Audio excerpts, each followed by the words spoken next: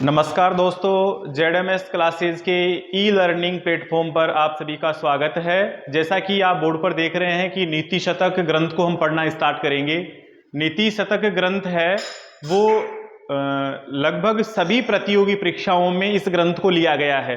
साथ ही भारतवर्ष के विभिन्न विश्वविद्यालय द्वारा स्नातक एवं स्नातकोत्तर जो पाठ्यक्रम है उसमें भी नीति शतक ग्रंथ को सम्मिलित किया गया है। तो इसको पढ़ना बहुत ही समीचीन रहेगा ताकि अपनी स्नातक और स्नातकोत्तर परीक्षा के साथ साथ में प्रतियोगी परीक्षाओं की भी तैयारी हो सके। नीति शतक ग्रंथ के लेखक कौन है, उनके लेखक के परिचय से ही आज इसको हम प्रारंभ करते हैं। नीति शतक ग्रंथ के लेखक महाकवि भर्तृहरि हैं। महाकवि भर्तृहरि के जीवन परिचय से संबंधित विभिन्न प्रकार की किंवदंतियां आपको सुनाई देती है, जनश्रुतियां हैं। उनमें से जो प्रसिद्ध जनश्रुति या जो कहानी प्रचलित है उसी से आज के इस क्लास को हम प्रारंभ करते हैं।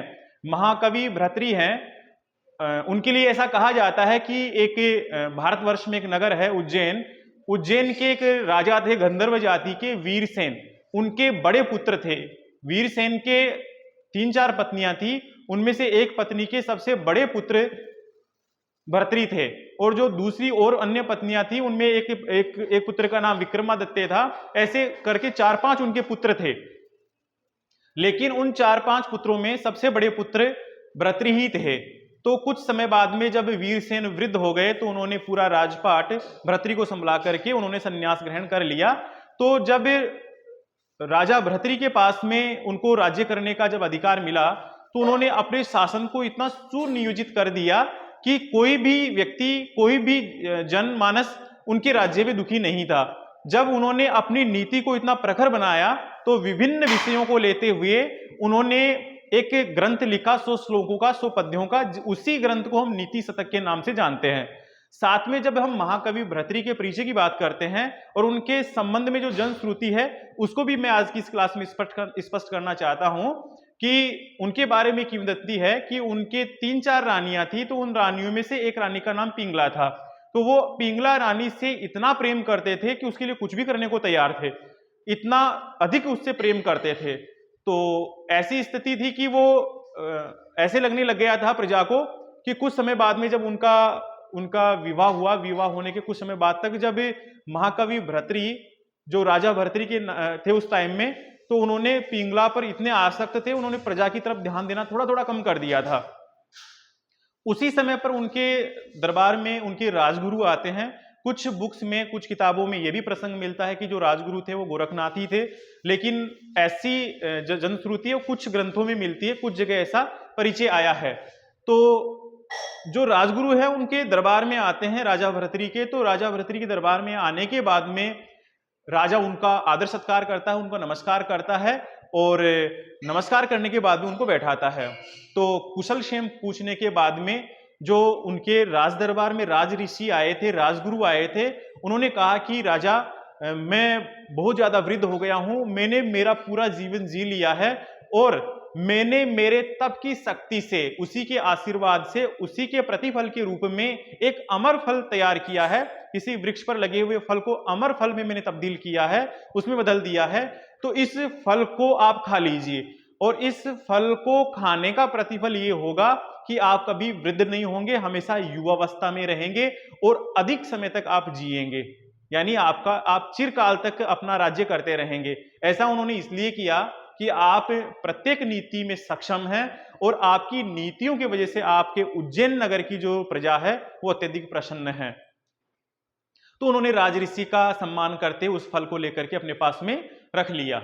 तो अब रात्रि के समय में राजा भर्तृहरि सोचते हैं कि मैं मेरी पत्नी पिंगला से बहुत अधिक प्रेम करता हूं, मान लो कि ये फल मैंने खा लिया तो मैं तो युवावस्था में रहूंगा और चिर समय तक जीऊंगा, लंबे समय तक जीऊंगा, लेकिन जो मेरी पत्नी है पिंगला वो तो कुछ समय बाद में वृद्ध हो जाएगी और ये तो मर जाएगी। ऐसी स्थिति में फिर तो मेरा जीना ही व्यर्थ हो जाएगा। अत्यधिक प्रेम और आसक्ति के कारण से राजा भर्तृहरि ने सोचा कि क्यों नहीं ये फल मैं रानी पिंगला को दे दूं। अगर रानी पिंगला इस फल को खाएगी तो जब तक मैं जीवित रहूंगा तब तक तो वो युवावस्था में रहेगी, उसके बाद की जब मैं रहूंगा ही नहीं उसके बाद में कोई मतलब नहीं है। तो जब तक मैं जीवित रहूं तब तक मेरी पत्नी हमेशा युवा रहे और अधिक लंबी अवधि तक जिए, जब तक मैं जिंदा रहूं तब तक तो जिए कम से कम। ऐसा मानते हुए उन्होंने उस फल को रानी पिंगला को दे दिया। अब रानी पिंगला थी, वो भी दुष्चरित्रता से युक्त थी। उस रानी का किसी उसी राज्य के जो सेनापति, उस सेनापति से उनका प्रेम संबंध था। तो उस रानी ने उस फल को लेने के बाद में सोचा कि मैं जिससे प्रेम करती हूं, मैं जिस पर आसक्त हूं, वो व्यक्ति इस राज्य का सेनापति है, और जब जब वो युद्ध में जाता है तो कहीं ना कहीं वो युद्ध में मर सकता है। अगर इस फल को वो खा ले तो वो लंबे समय तक जीवित भी रहेगा, साथ में युवा भी रहेगा, युवावस्था में बना रहेगा। ऐसा विचार करते हुए उस रानी पिंगला ने उस फल को उस सेनापति को दे दिया। अब सेनापति की भी कड़ियां अलग जगह, दूसरी जगह जुड़ी हुई थी। वो कहां पर रानी के पास में रुकने वाला था। तो उसने, जो सेनापति था, वो सेनापति उस राजा भर्तृहरि के जो राज दरबार में, उसके राज्य में एक कोई नृत्यांगना थी, उस नृत्यांगना पर आसक्त था। वो उससे प्रेम करता था, उससे विवाह करना चाहता था। तो उन्होंने उस फल को सोचा कि मैं तो सेनापति हूं, युद्ध में जाता रहता हूं, अगर मर भी गया तो कोई फर्क नहीं पड़ेगा, मेरा बलिदान और राज्य के काम आ जाएगा। लेकिन मैं जिससे प्रेम करता हूं वो स्त्री युवा बनी रहे और लंबे समय तक जिए, ऐसी मेरी कामना है। और ऐसा सोचते हुए उस सेनापति ने उस फल को, जो उस राजदरबार में नाचने वाली जो महिला थी, स्त्री थी, उसको दे दिया, उस नृत्यांगना को दे दिया। अब नृत्यांगना की भी सीढ़ी कुछ अलग तरफ थी। नृत्यांगना राजदरबार में जब नृत्य करती थी तो वो नृत्य करते करते राजा पर मोहित हो गई और वो राजा से प्रेम करने लगी, यानी वो राजा पर आसक्त हो गई। जो राजा भर्तृहरि है उस पर आसक्त हो जाती है। तो उसी आसक्ति के कारण से वो सोचती है कि मैं, जो मेरा काम है वो इतना खराब काम है कि मेरे से कोई बात ही नहीं करना चाहता, मेरा इतना दुष्कृत्य है ये नाचना यहाँ राज दरबार में, तो मैं नहीं चाहती कि मैं लंबे समय तक जीऊं। साथ ही उसने यह भी विचार किया, कोई बात नहीं, मुझे नाचना भी पड़ा, नृत्य करना भी पड़ा, तो कम से कम मैं उस व्यक्ति के सामने नृत्य करूं जिससे मैं प्रेम करती हूं। तो उसने राजा भर्तृहरि के लिए से सोचा कि अगर ये फल राजा भर्तृहरि को दे दिया जाए तो ये राजा जब तक रहेंगे तब तक युवा रहेंगे, साथ में ही लंबे समय तक जिएंगे, तो मुझे कोई आपत्ति नहीं है। पहली बात तो मैं इस कार्य को छोड़ना चाहती हूं, अगर मुझे करना भी पड़ा तो कम से कम मेरा जो प्रेमी है, जिससे मैं प्रेम करती हूं, जिस पर मैं आसक्त हूं, उसके सामने ही मेरे को नृत्य करना पड़ेगा। ऐसा कहते हुए उसने जो अमर फल था वो राजा भर्तृहरि को दे दिया। अब जैसे ही राजा भर्तृहरि के हाथ में वो फल आया, राजा भर्तृहरि के होश उड़ गए। उसने सोचा कि ये फल मैंने रानी पिंगला को दिया था, लेकिन इस स्त्री के पास में, इस महिला के पास में, इस नृत्यांगना के पास में ये फल कैसे पहुंचा। ऐसे जैसे उसके हाथ में आया उसके होश उड़ जाते हैं। और राजा भर्तृहरि उस महिला को कहते हैं कि ये फल तूने कहां से चुराया, सही से बता, नहीं था तेरे को मृत्युदंड दिया जाएगा। तो जो नृत्यांगना थी वो डर जाती है। साथ में ही राजा ने एक गुप्तचरों की कमेटी गठित की कि पूरा जांच करके बताओ कि इसने कहां से इस फल को चुराया है। तो दरबार जब छूटने के बाद में वो नृत्यांगना के घर जाते हैं और उसको मृत्युदंड का भय दिखा करके उसको डराते हैं। तो नृत्यांगना है वो डर जाती है, और डर करके उसने कहा कि गुप्तचरों को कहा कि अगर मुझे आप बचा लो तो मैं बता सकती हूँ कि मेरे को ये फल कहाँ से मिला। तो उन्होंने कहा कि नहीं, तेरे को बचा लेंगे, चिंता मत कर, तू बता सही सही कहाँ से आया ये।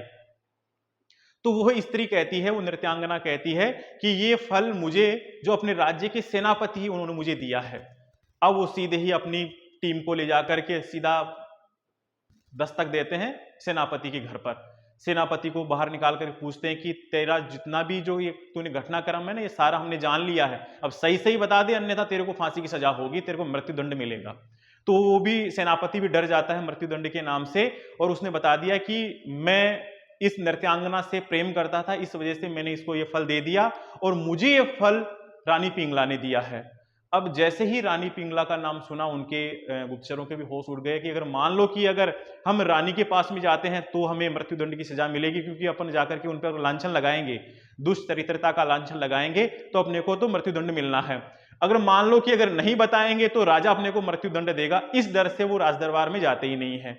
जब 4-5 दिन का समय उनको दिया था खोज करने का, जांच करने का, तो अनुसंधान टीम उसके पास में पहुंची नहीं। तो उन्होंने कहा कि गुप्तचरों को पेश किया जाए। अब गुप्तचर बिल्कुल डरे हुए हैं, राजा के सामने आने की हिम्मत ही नहीं कर रहे हैं। तो जैसे ही उनके राजा के सामने उन गुप्तचरों को लाते हैं तो गुप्तचर रोने लग जाते हैं। तो उन्होंने कहा कि अगर आपने जांच नहीं की है तो भी मरना है, और जांच की है तो बताओ, अगर जांच सही होगी तो मैं तुम्हें छोड़ सकता हूं, अन्यथा दोनों ही तरफ आपको सजा मिलनी है। तो उन्होंने राजा के पैर में गिर गए कि महाराज हमारी कोई गलती नहीं है, हमने जांच की है, जांच बिल्कुल सही है और रिजल्ट में आया है कि रानी पिंगला ने ही इनको ये फल दिया है। पहले सेनापति को दिया है, सेनापति ने इस नृत्यांगना को दिया है, नृत्यांगना ने आपको ये फल दिया है। ऐसा कहते हुए जैसे ही राजा भर्तृहरि को इस चीज का पता लगा कि नृत्यांगना किसी अन्य पुरुष से प्रेम करती है और वो पुरुष इस नृत्यांगना पर आसक्त है और ये जो नृत्यांगना है ये मेरे पर आसक्त है, ऐसा जैसे ही उन्होंने सुना, सुनते ही उन्होंने वैराग्य धारण कर लिया। पूरे राजपाट से मोह उनका उठ गया। मोहभंग हो जाने के कारण से पूरा राजपाट उन्होंने विक्रमादित्य को सौंपते हुए वैराग्य धारण कर लिया। और जब वैराग्य धारण किया तो उन्होंने एक कई ग्रंथों में ये उल्लेख मिलता है कि उन्होंने एक पद्य बोला। वो पद्य मैं आपको बता देता हूं कि याम चिंतयामि सततम मयि सा विरक्ता साप्यन्यमिच्छति जनम सजनोन्यसाक्ता अस्मत्कृते तु परितुष्यति काचिदन्या दिक्ताम च तम च मदनम च इमाम च माम च। ऐसा पद्य कहते हुए उन्होंने वैराग्य धारण कर लिया। इन पंक्तियों का अर्थ ऐसे है कि मैं सतत लगातार जिस स्त्री के बारे में सोचता हूं, जिसको इतना चाहता हूं, वह रानी पिंगला किसी अन्य पुरुष पर आसक्त है, यानी सेनापति पर आसक्त है, उससे प्रेम करती है। और जो रानी पिंगला जिस पुरुष से प्रेम करती है, जिस पर आसक्त है, वो सेनापति किसी अन्य महिला से यानी नृत्यांगना से प्रेम करता है, उस पर आसक्त है। और जो सेनापति जिस नृत्यांगना पर आसक्त है, जिससे प्रेम करता है, वह नृत्यांगना मुझ पर आसक्त है। तो वो कहता है कि इन चारों को ही धिक्कार है। मुझे, राजा भर्तृहरि कहता है कि मुझे, मेरी पत्नी पिंगला जो सेनापति है उसे, और सेनापति जिस पर आसक्त है उस नृत्यांगना, इन चारों को ही धिक्कार है। और साथ में ये भी कहा कि मदनम च, जो कामदेव है जिसकी वजह से सारा घटनाक्रम हुआ है, उस कामदेव को भी धिक्कार है। ऐसा कहते हुए उन्होंने वैराग्य धारण कर लिया। इनके नीति शतक के साथ में इनके 2 शतक और मिलते हैं। तो उन्होंने जब राजपाट संभाला उस टाइम उन्होंने सबसे पहला ग्रंथ नीति शतक लिखा। जब उनका विवाह हो गया तो स्त्री श्रृंगार के बारे में, स्त्रियों के संबंध में, स्त्री मोह के बारे में उन्होंने श्रृंगार शतक लिखा। और जब उनका इस दुनिया से मोह उठ गया तो उन्होंने लास्ट में वैराग्य शतक लिखा। इस प्रकार से महाकवि भर्तृहरि का यह परिचय है। अब हम क्रमबद्ध रूप से नीति शतक है, नीति शतक का मंगलाचरण से प्रारंभ करते हुए पूरे 100 श्लोकों की हिंदी भावार्थ और व्याख्या जानते हुए हम आगे बढ़ेंगे। जय संस्कृत, जय भारत।